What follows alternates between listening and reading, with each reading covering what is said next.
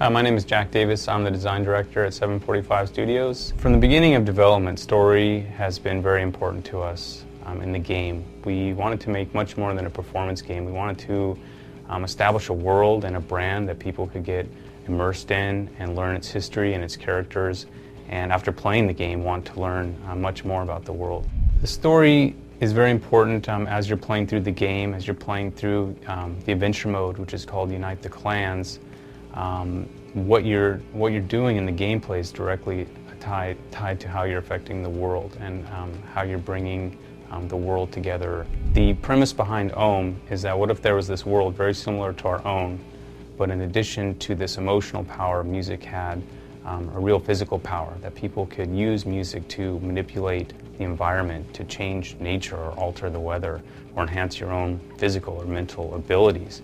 And then what would that have done to shape that world, its history, and its people?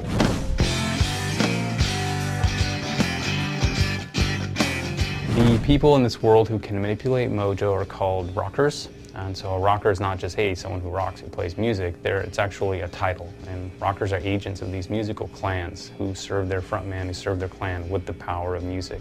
The headliner is an unquestionable ruler. It's kind of basically a monarchy. And the headliner gets his power through these relics called the divine instruments, which according to the legends are tied back into the creation of the world itself, that these deities, these musical deities created the world with these instruments and handed them down. Eventually, the headliner's power grew very oppressive, and several of the rocker clans just outright rebelled against him and said, hey, we're not going to follow you anymore. And in response, the headliner issued this Edict of Silence, which banned the rebellious clans from playing within the city. So it's kind of like making live performances illegal. And so, this didn't cause the clans to stop playing, but rather they established these secret underground venues.